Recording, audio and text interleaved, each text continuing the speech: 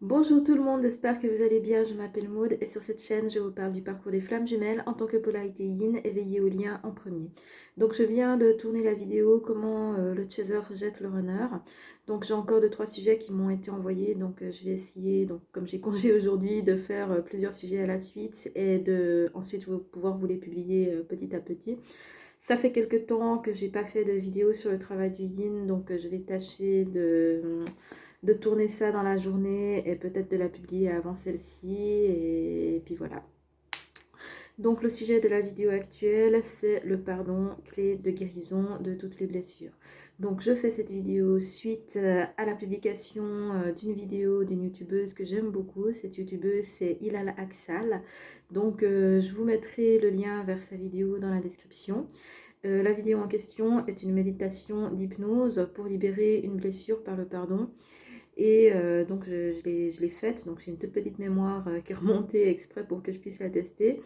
Et c'est une méditation que j'aime beaucoup et je pense qu'elle pourrait aider beaucoup, enfin elle pourrait selon moi aider des gens. Donc c'est la raison pour laquelle j'ai décidé d'en parler et au passage de faire une vidéo sur le pardon. Le pardon, c'est une notion que moi-même dans ma vie j'ai mis énormément de temps à comprendre et à appliquer. Pendant longtemps, en fait, j'ai pas voulu pardonner parce que je comprenais pas vraiment qu'est-ce que ça allait m'apporter. J'avais l'impression, en fait, que de pardonner aux gens qui m'ont fait du mal, ça allait me rendre vulnérable, en fait. Et dans un souci très égotique de protection, eh bien, je souhaitais ne pas le faire. Aussi, j'avais l'impression que ça servait quelque part un petit peu à rien.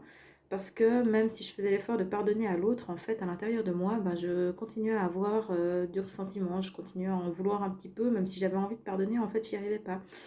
Et du coup, ben, j'avais l'impression que c'était un petit peu un terme qui servait à rien, quelque part. Et plus tard, donc, quand j'ai travaillé avec la méthode de Mélo de Pascal Montagnac, donc j'ai appris plus précisément qu'est-ce que c'est le pardon et comment on l'applique. Et en fait, à partir de ce moment-là, j'ai découvert la force du pardon en tant que clé de guérison, en fait, vraiment pour libérer, nettoyer, purifier et soigner, en fait, apaiser toutes les blessures. Et comment est-ce qu'on peut surtout s'en servir pour retrouver le calme et la paix intérieure. Donc cette vidéo du coup va être un peu une synthèse de mes différentes compréhensions sur le pardon au fur et à mesure de mon parcours. Le pardon, c'est une notion qui est souvent mal comprise, donc moi-même je la comprenais mal en fait pour les raisons que je viens de donner. Cette malcompréhension, en fait, elle vient d'un problème de définition et également d'un problème d'application. Et c'est pourquoi dans la suite de cette vidéo, je vais maintenant vous parler successivement de qu'est-ce que le pardon n'est pas, de qu'est-ce que le pardon est, et ensuite de comment en fait l'utiliser. Donc comment pardonner, tout simplement. Tout d'abord, qu'est-ce que le pardon n'est pas? Le pardon n'est pas une action mentale. Donc il ne suffit pas de intellectuellement dire je pardonne. Il ne suffit pas d'intellectuellement décider de pardonner à quelqu'un pour que le pardon se fasse. Il ne suffit pas de vouloir. Le pardon, en fait, pour qu'il fonctionne, il doit être vibré avec la plus grande sincérité, avec la plus grande authenticité. Alors dit comme ça et sans avoir compris les mécanismes du pardon, ça a l'air complètement impossible. Je suis entièrement d'accord avec vous et c'est une idée que, comme je viens de le dire, que j'ai longtemps eu moi aussi. Ensuite, qu'est-ce que le pardon n'est pas? Et c'est là que ça devient très intéressant. En réalité, le pardon, en fait, n'est pas une action de soi envers les autres. En fait, en réalité, le pardon, c'est exactement comme l'amour, c'est-à-dire qu'il doit être appliqué d'abord envers soi, sinon ça ne fonctionne pas. Et en fait, c'est vraiment ça la raison pour laquelle quand on essaye de pardonner les autres, en fait, ça ne marche pas vraiment parce qu'on a envie de pardonner, mais en fait, vu qu'on continue à avoir du ressentiment, et en fait, on sent bien qu'au fond, intérieurement, même si on voudrait pardonner, on pardonne pas, puis après, on se pardonne pas de pas pardonner, donc on s'en veut, patati patata, en fait, après, c'est un cercle vicieux dont on n'arrive pas vraiment à se sortir. Mais en fait, tout ça, ça change à partir du moment où on comprend que le pardon, il doit être d'abord envers soi et ensuite, il peut fonctionner envers les autres. C'est en fait quelque part, désolée, ça secouille la caméra, exactement comme l'amour. C'est-à-dire qu'à partir du moment où on se sert du pardon en fait pour se pardonner soi-même et que d'abord à l'intérieur on cesse de générer les énergies négatives qui sont liées au ressentiment dû à la blessure qu'on essaie de guérir par le pardon, J'y reviendrai après pour que ce soit plus clair. Mais à partir du moment en fait où on a réussi à appliquer le pardon à l'intérieur de soi, envers soi-même, et qu'on ne génère plus en fait de ressentiment ou autres vibrations toxiques, à partir de ce moment-là, en fait, ça devient possible de pardonner les autres. Donc maintenant, je reviens sur la définition du pardon. Qu'est-ce que c'est? Alors, tout d'abord, en fait, ce qu'il faut savoir, c'est que quand on a été blessé, donc quand l'ego blessé porte une blessure, quand on a été blessé, en fait, cette blessure, si on a encore du ressentiment, de la colère, de l'amertume, elle continue en fait à générer une énergie négative, une vibration en fait qui est très toxique, donc qui est toxique pour les autres, mais qui est d'abord et avant tout toxique pour soi. Donc ça, c'est la résultante d'une blessure qui n'est pas guérie, envers laquelle on continue, à cause de laquelle, enfin, disons qu'on continue à ressentir en fait de la colère, de la douleur en fait par rapport à cette blessure. Énergie toxique en fait qui est générée donc par l'émotionnel et par la blessure. Le pardon, ça va être en fait la libération de cette énergie toxique qui est générée par la blessure. Donc on va apaiser en fait toutes les énergies, toutes les vibrations en fait négatives qui sont générées par la blessure en question. Et une fois que toutes les énergies négatives en fait qui sont générées par la blessure cessent, à ce moment-là, ça devient possible de guérir la blessure. Donc c'est pour ça que le pardon est une clé de guérison des blessures. C'est un peu comme si vous voulez, comment dire, si vous vous coupez, et il faut d'abord arrêter le sang. Et une fois que le sang a arrêté de couler, ça devient possible pour la blessure de se résorber en fait. Et c'est un peu pareil, c'est-à-dire que le sang, donc ce seraient les énergies négatives qui sont libérées par la blessure qui n'est pas guérie. Donc on va commencer par purifier toutes ces énergies négatives, on enlève tout. Et une fois qu'on a pardonné et qu'il n'y a plus ces énergies toxiques négatives, à ce moment-là, ça va permettre en fait à la blessure de se refermer. Et une fois que la blessure en fait est guérie et que le pardon, les énergies toxiques, on les a dégagées, il n'y a plus, à ce moment-là, en fait, ça devient possible de pardonner les autres parce qu'étant donné qu'à l'interne, il n'y a plus cette énergie toxique qui est générée par la blessure, à ce moment-là, il n'y a plus non plus de ressentiment, d'amertume, de colère, etc., qui sont générés par la blessure. Donc en fait, on est apaisé à l'intérieur. Donc le pardon, c'est vraiment une action de libération une action de libération en fait de toutes les énergies négatives qu'on porte à l'intérieur, donc colère, ressentiment, amertume, etc., et qui sont générées par une blessure qui n'est pas guérie. Pardonner, c'est pas équivalent d'oublier. Donc par exemple, si moi je repense à mon ex, donc celui qui m'a trompée avant que je rencontre mon jumeau, jamais j'oublierai ce qu'il m'a fait et jamais non plus je le laisserai, jamais non plus, plus jamais en fait il aura de faille pour réussir à me faire du mal. Même en tant qu'employeur, si vous avez un peu suivi mes témoignages, vous savez que mon ex est actuellement un de mes employeurs. Même en tant qu'employeur, plus jamais il aura de faille pour me faire du mal parce que j'ai encore le souvenir de ce qu'il y a eu entre nous en fait, du fait que par le passé je lui ai laissé me faire du mal. Donc plus jamais il aura ça. Donc en ce sens, quelque part, le pardon, en fait, c'est pas synonyme d'excuser. Donc mon ex, pour tout ce qui m'a fait de mal par le passé, il n'est pas excusé. Par contre, il est pardonné dans le sens où j'ai choisi, moi, de ne plus souffrir à cause du passif commun qu'on a eu tous les deux. Donc ouais, je crois que c'est vraiment ça. C'est que pardonner est trop souvent confondu avec excuser. Donc pardonner, en fait, c'est vraiment une action qui est à l'interne, qui consiste à libérer à soigner, apaiser en fait toutes les énergies négatives qui sont liées à la blessure non soignée, pour qu'ensuite la blessure puisse être soignée et pour qu'il y ait une vraie en fait sérénité de l'esprit qui puisse s'installer par rapport à cet événement. Donc l'événement il est pardonné, il n'est pas forcément excusé et il est encore moins oublié. Mais pardonner, c'est vraiment le fait d'avoir choisi de ne plus souffrir à cause de ça. Donc comment est-ce qu'on l'applique? En fait, je crois que je l'ai plus ou moins déjà expliqué, c'est-à-dire que le pardon, il doit être d'abord fait à l'intérieur de soi et envers soi. C'est-à-dire que quand vous essayez en fait de pardonner quelque chose, vous devez toujours d'abord chercher votre propre culpabilité à l'intérieur de cet événement qui a eu lieu.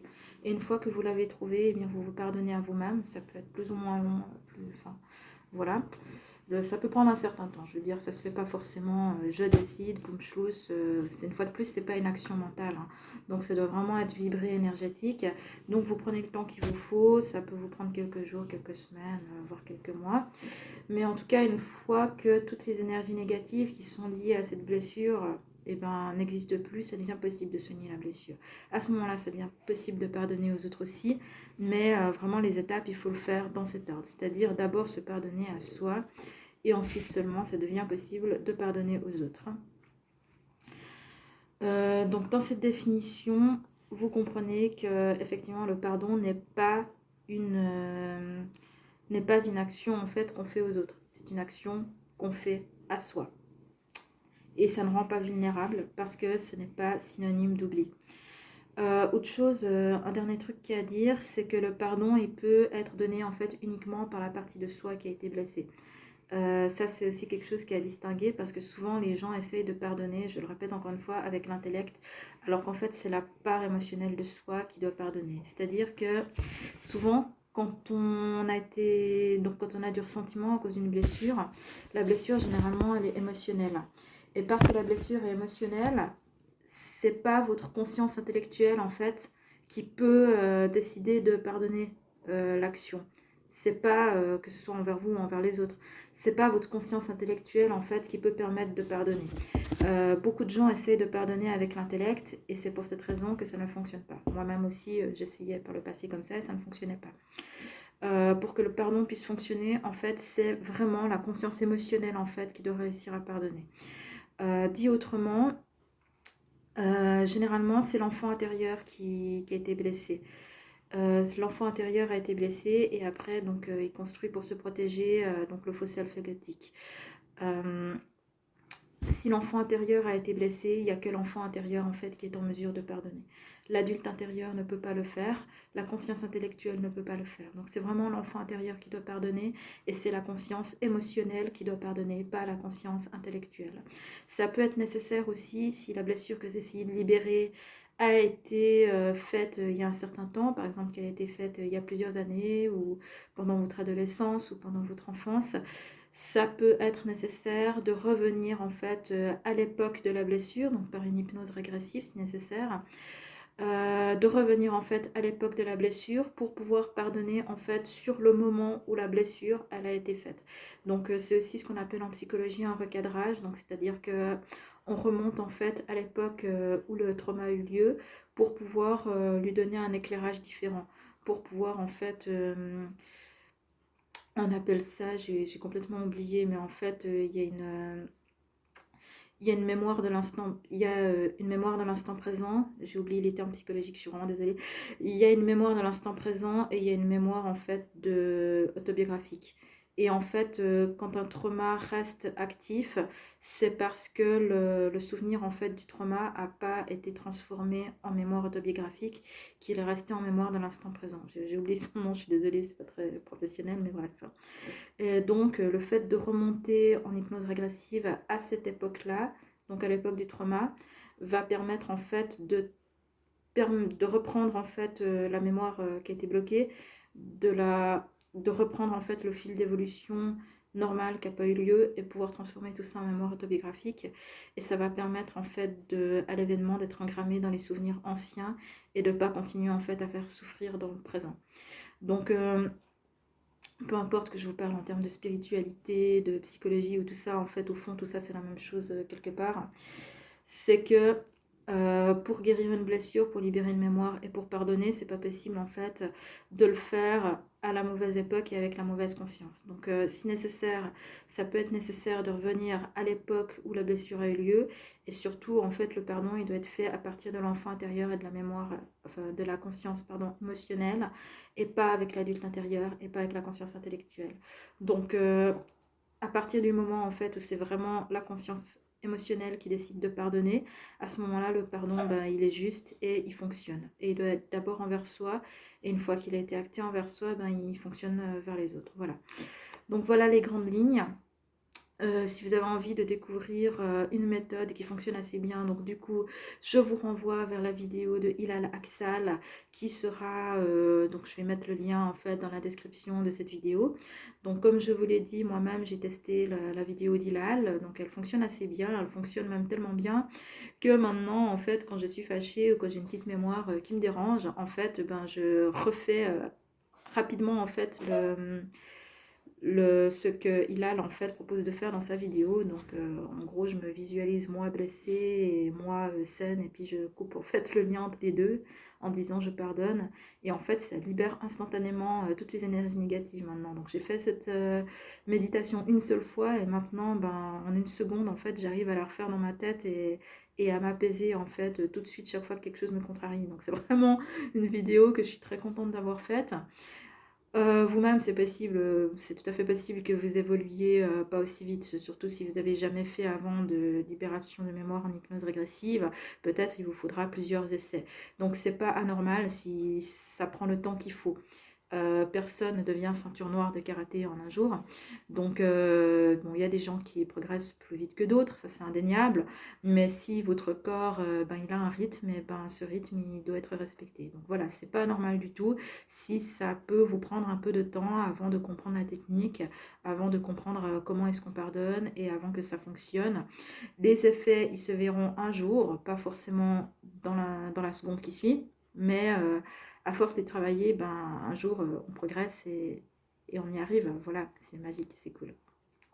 Bon, merci de m'avoir accompagné jusque-là. N'hésitez pas à me laisser des petits commentaires, à me mettre des pouces en l'air et à partager.